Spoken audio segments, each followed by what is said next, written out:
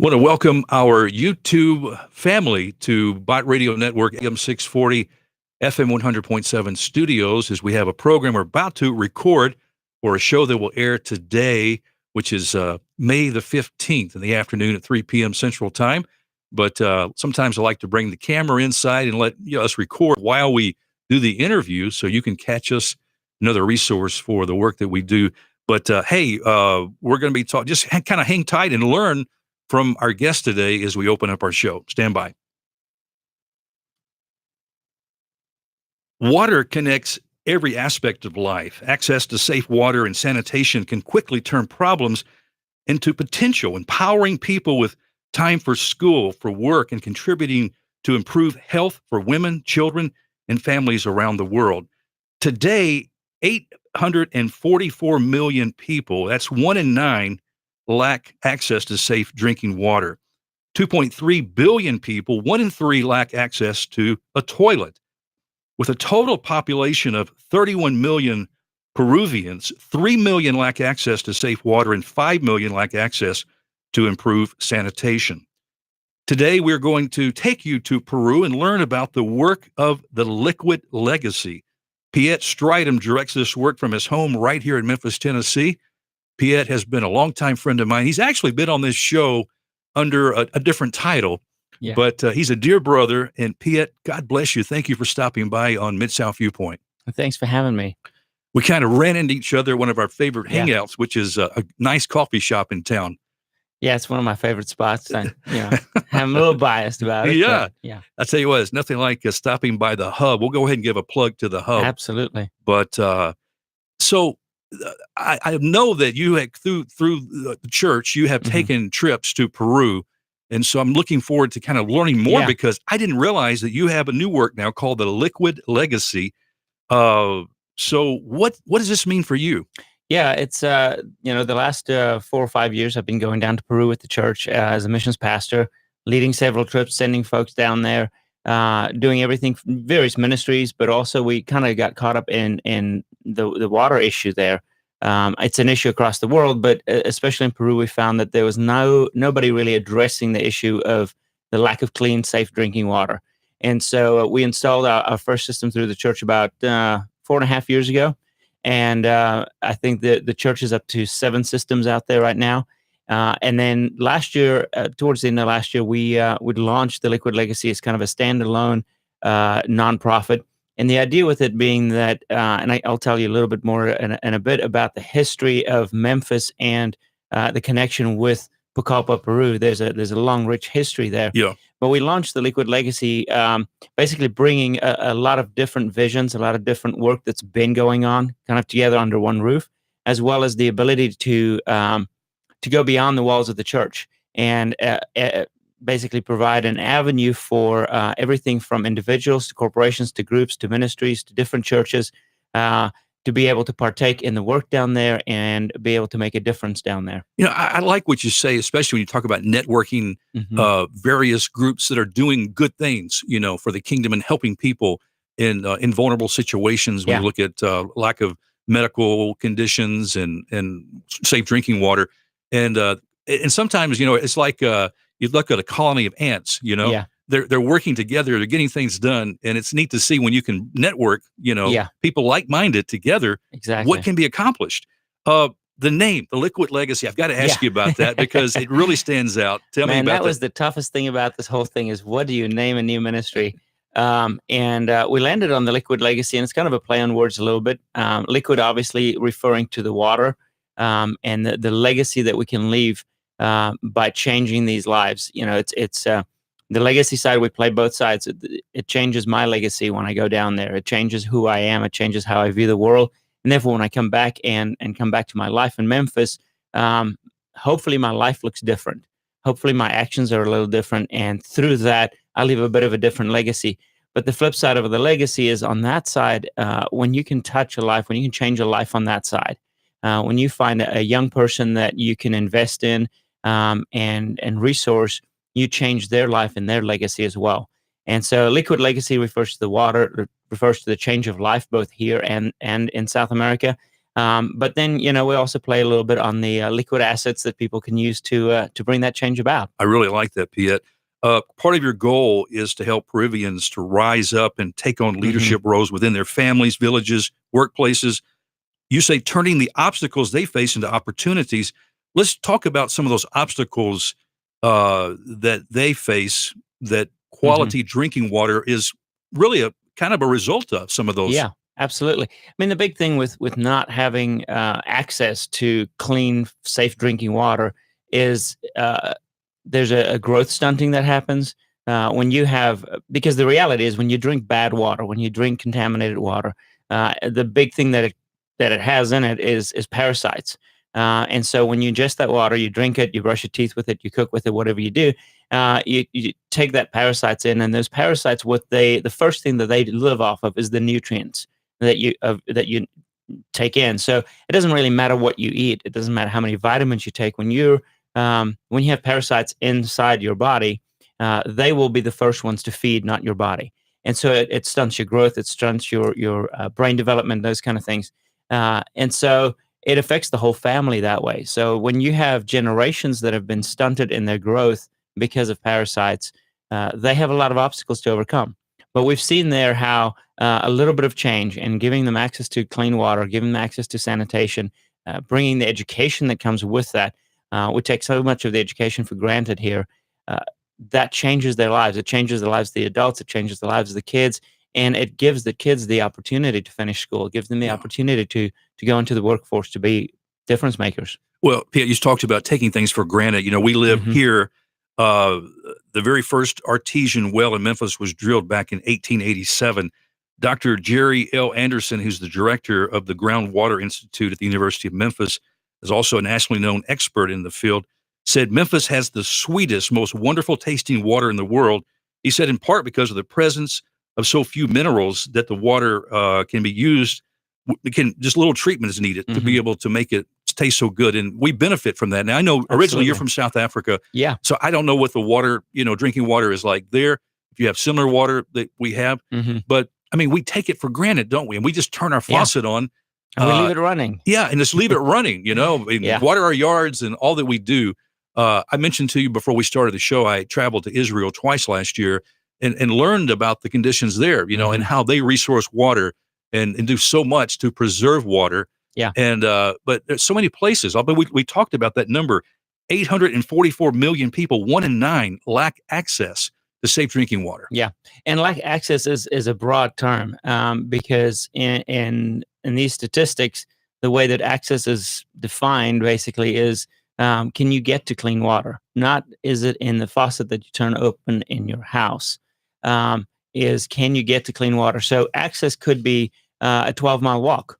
Access could be a half a day's worth of labor in order to get that clean water, that safe water. It's not necessarily access in the way that we understand it in America. Well, and of course, in some cultures, that responsibility falls upon women and Women and, and kids. and kids to Yeah. and go and do that. Yeah.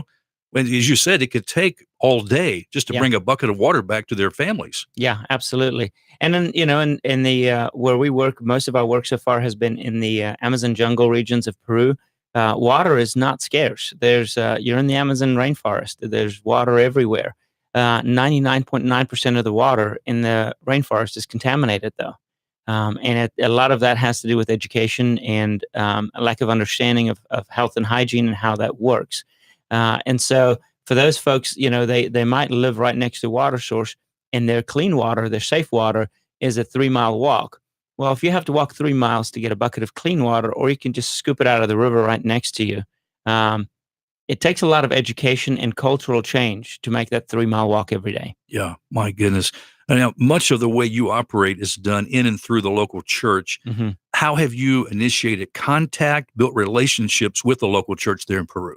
Man, this is the coolest part of it is that there's a missionary in Peru, Tom Huff, and he is actually his parents were missionaries down there originally. So I believe his parents moved down there in 1950 and became missionaries in Pucallpa, Peru, in the jungle regions. Literally lived in a jungle village.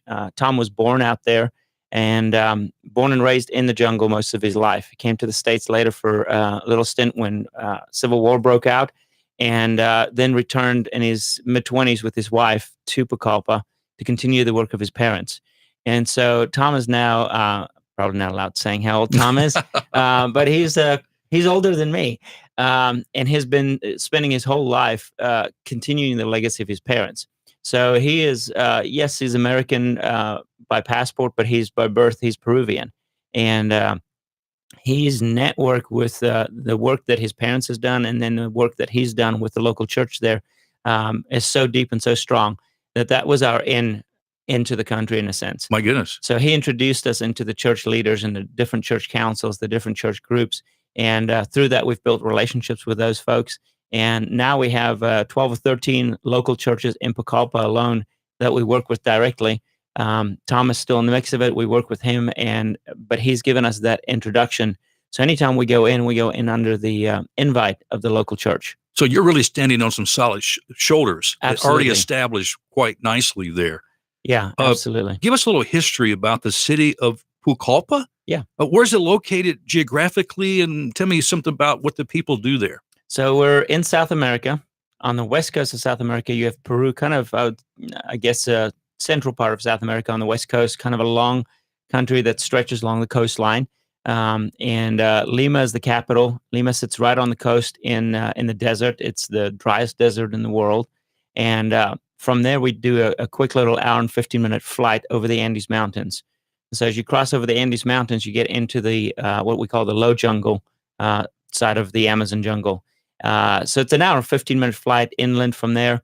And actually from Pucallpa, we can stand on the banks of the Ucayali River and look across the jungle, and you can see the mountains in Brazil. So that kind of gives you an idea of where we are. It's got to be beautiful. It's incredible. It's a very, very incredible city. It reminds me a lot of Memphis. It's a port city, so it sits on a main river. It's the main tributary into the Amazon River.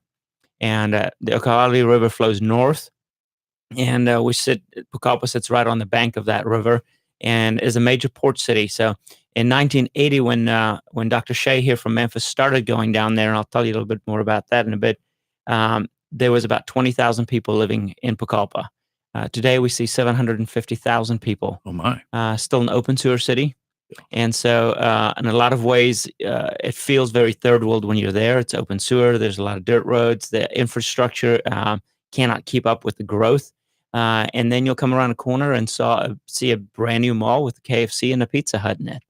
So it is a land of contradictions, that's for sure. Well, we talk about the local church. You talked about the relationship you have with Tom, the missionary that's there. Also, you build relationships with local individuals and groups that are led by the people in the community. Mm-hmm. Can you tell us some of those people, who you've met, and some of the ones that, God's already at work when you go to a place? Absolutely. So tell me about some of the people you've met that are already doing extraordinary things there, and you're able to stand alongside and help assist. Yeah, that's the cool thing is we go in and we come alongside these folks rather than coming in and trying to show them how to do it. It's coming alongside brothers and sisters in Christ and walking alongside with whatever the journey is that God has them on. And can we stop here a second? Yeah. Because I think Western mindset, us here in the States, have this, that we have it all together. We understand everything on how to do. So just do it our way, Yeah. But that's not what people need to hear. No, definitely. No, if everybody, it's the same as if everybody did it my way, the world would be a better place. Yeah. That's kind of our mindset a lot of times. But we have to respect the culture. We have to respect their way of life, their way of thinking, their way of doing. And instead of trying to force our ways on them and our thinking on them, no matter how right we think we are and how we do things, coming alongside them on their journey is a way more powerful thing. Relationships the big thing. It's not about alleviating poverty. It's not about providing clean water. Those things are all really important, and they happen along the way. But the foundation of it all has to be relationship. Yeah. And relationship is a two-way street and comes with respect and honor. And so when we come alongside somebody there, I have to respect them and see them as an equal, not as somebody that needs a handout. I'm not there to rescue. I'm not there to lift them up out of the miry clay. I'm there to sit next to them, to get to know who they are, what makes them tick, and encourage them and walk alongside them. not there as the savior. That's not my role. What is the typical type of work that in the community Mhm. there, the Peruvians, what are the type of work are they doing? I mean, it's everything. There's definitely a lot of industry there. There's lumber is a big thing, both legal and illegal. So there's a lot of lumber that comes through there. Being a port city, everything comes through there. There's one main road going from the capital in Lima to Pucallpa. So there's some industry there. One of the big employers there is a large beer manufacturer, for instance, and that kind of thing. But then when you get into the rural areas, it's all agriculture. And so they grow a lot of crops, bananas, papayas, mangoes, pineapple. We see all that coming through. So when you're sitting at the port, you see these boats coming in. Boats is putting it nicely. These, I mean, it's like think those- of a canoe. I think but I've seen some of the 6 times pictures. size. I've seen some of the pictures Yeah. on your website. Yeah. And they're just an entire boatload full of bananas, ship that over to Lima, and then it gets used in country throughout South America, but it also gets shipped worldwide from there. Nice. Now, are you involved with resourcing new water wells, or is purifying the water from existing wells your main focus? Yeah, there's kind of two focuses that we have with the water. One is working with existing water sources where we put in a clean water system. It's a non-chemical filtration system that basically works with an existing water source, whether that be contaminated city water or a well that's contaminated, or a pond or a river close by. We can draw from that and run it through the system. It's a series of filters, and then at the end it runs through either ozonator or a UV for kind of a safeguard, and then and that's how we produce clean water. It's a very simple system. It takes about 4 days to install, and it's chemical free. It's PVC pipes and filters basically at the end of And the the day. cost of that unit, as you put all that equipment together to purify the water, Yeah. what does one station cost? The system itself costs about $4,500 to $5,000, and then there's the cost of getting the team over there. It takes a team of 3 to 4 folks to go over there, because what we do with the team when we do one of these systems, we don't just go and install a system and then that's it kind of thing.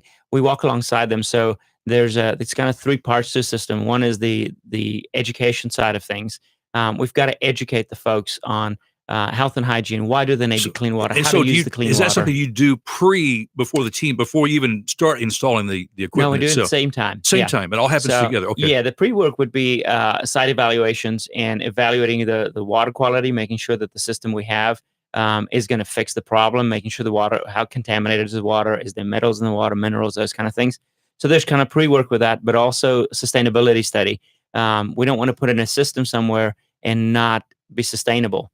We want it to be sustainable for at least one generation, and we want to be hands off on it. We're going to come alongside them with it, and we're going to have a partnership with them for at least 2 years, 2 to 3 years on partnering with them. But eventually, they need to be self-sustaining. They need to be able to run the system, and if something breaks, have the finances, the resources to fix it. They need to be able to run it and own it themselves. So we do a site evaluation ahead of time to make sure that the infrastructure is there for it, and that the need is there, and that the system is going to solve the problem. And then when a team goes down there, there's a leadership component that works with the committee there to set up as a business so they can sell the water to the community at a reduced rate, and therefore have an income, create a job for somebody, be able to have the finances when they need to replace a filter. They've got the finances to do it themselves. Wow. We purchase the entire system in country as well. We don't take anything from the States. We can buy the entire system in country in Peru. Oh my. So we support the local economy that way, and it means that everything is accessible if they need to replace a part. And then we teach through the installation. We teach them how, the installer on that side, you'll have an operator that's going to operate the system. Well, they install the system together with our team the entire 4 or 5 days so that they've touched every piece of that system. If something leaks, something goes wrong, they know how to fix it. We've trained them. They've been a part of it. And then the education part, educating the educators, teaching them how to teach the community on health and hygiene, why to use clean water and how to use clean water. Yeah. And Piet, another aspect, of course, along with the safe drinking water that you provide through Liquid Legacy, is the medical needs there. Yeah. What are the conditions medically there? What are some of the needs that you're having to face? You do bring medical teams down too. Correct. We take kind of the 3 things we do is clean water projects, medical missions, and community development. So our clean water is literally it's health and hygiene and providing clean water in communities, safe drinking water that's accessible for them. Medical, we take medical teams down there, short-term medical trips to come alongside the uh, the medical folks in Peru. They've got hospitals and those kind of things, but the folks in the rural areas don't really necessarily have access to that on a regular basis. And as much as they've got a universal healthcare system, so the hospital is free, but all your supplies you have to provide yourself. So if you cut yourself open and you need stitches and you go to the emergency room, they're going to look at it and go, okay, we're going to need you to bring stitches and bandages and gauze and all these things. You're serious? And then your wife will have to run out and go get the stitches and everything else, the pharmacy, bring that back, and then they'll stitch you up. And so that's fine for folks that have an income and those kind of things, and that's the way the system works there. But for the rural folks, they don't have that access, and they're when they live out in the jungle in the rural areas, they're kind of seen as second class citizens. Up until the 80s, they weren't considered human. Even they just didn't have any rights protecting them. And so, luckily, those are in place now, but they're still seen as second class citizens when they live out as Indians in the jungle. And so medical care for them is very scarce and very costly. So we take medical teams in. We hold medical clinics. This summer, we're taking a team of 28 medical professionals in there. We'll do 4 days of clinics and see probably about 14 to 1,600 patients in 4 days with that team. And the professionals, what type of areas of expertise will you be bringing with you? Let's see. On the first team is we've got a handful of doctors, but then we've got nurses and ER nurses. And, I mean, it's everything, physical therapists, all the way through. So anybody in the medical field we can use down there. Dentists is a huge need. Okay. Doing a lot of extractions down there. There's not much else that we can do down there, but we'll do a lot of extractions. So anybody in the medical professional, and then all the way up to where we work with the local hospital and the Doctors Association there. So we've got a second team going in the summer that'll be doing pediatric surgeries. We've got 2 surgeons from Lebanon that's going, and they'll actually be in the hospitals performing medical surgeries for kids that need it down there. Well, I saw, Piet, you've got 3 trips that are planned for this year, June 14th through the 23rd. The trip is full. June 22nd through the 30th, medical mission, the trip is full. Correct. And then there's another trip coming up October 26th through November 3rd. Are there still openings for this trip? There's definitely still openings for that trip. So that'll be what we call a general trip. So we'll do some community development with that trip, as well as a water project. And so the way we do those is folks can sign up and apply to go on the trip. And then once we know who's going on the trip, we look at their talents, their gifts, their passions, and we send that off to our local churches on the ground there and go, here's our team. This is their skill sets. This is their passion. This is what they're good at. And they match it up with the need on that side, and they dictate to us what it is that we're going to do. We don't decide ahead of time, this is what we want to do. We let them know what they need. Yeah. Piet, out of everything you've been going through for the last few years with this work, what have you gained personally? It's been incredible. It's I wake up every morning going, I can't believe I get to do this. The relationships has been a big thing. When I go to Peru now, it's visiting family. It's my family down there. It's my friends down there. Like, for example, in June, pretty much the whole month of June, you've got trips. People will be there. Yeah, will you spend pretty much the whole month of June there? Yeah, I'll be there for a little over 3 weeks total. So we'll have the teams rotating through and coming in. And I'll spend, just over 3 weeks there. And a lot of that is, it's the teams coming in and the work we'll do with that. But it's also building additional relationships and expanding the network there. Next year, we're adding Paraguay through the same network of churches and folks there. We'll slowly spread across South America. So next year, we're adding 2 trips to Paraguay. So you can look out for those dates coming out here in the next few weeks. And it's just working with that existing network of folks. I was going to ask. Yeah, I'd say the vision that we have is for South America. And a lot of that is going into some of the areas that nobody else is necessarily doing work in. So when we look at Peru, for instance, there's a lot of work going on in Lima. There's a lot of work from the States happening in Lima with the churches in Lima. There's the Cusco area and Iquitos, that's a city up in the jungle. Those are areas where we see a lot of churches going in and doing work. And so we purposefully in Pucallpa, where there's not a lot of work happening from the States. And so the same with Paraguay. We're going into areas where the American church isn't necessarily currently very active in. and we'll kind of expand with that. But it's all relationally based. It's Right. wherever God opens the doors with relationships for us. Piet, there's so much logistics, planning, and labor Hmm. intensity that is involved with this work. Uh, how can we pray for you? What are some ways that our listeners can pray for the work of the Liquid Legacy and you Hmm. personally? Absolutely. I mean, it's I'd say pray for God to continue to bring the right people along, to partner with us both financially, but also in terms of their resources and their talents. We're always in need of folks to come alongside and just shoulder with us on the work. It is a lot of work both here in the stateside organizing these things, but also once we're there. I'd say pray for the people there. Pray for the work that's going on in Pucallpa, the churches there. I think so often we get caught up in life here and we forget to pray for the church in other countries. And so if you want to pray for Peru, pray for the churches in Pucallpa, that God would continue to do the work that he's doing there. We're seeing incredible things happen there. The church is growing. We have a Bible Institute that we work with, for instance, that we see folks coming out of the jungle, different tribes coming in, studying the word, and then going back to establish churches in their villages.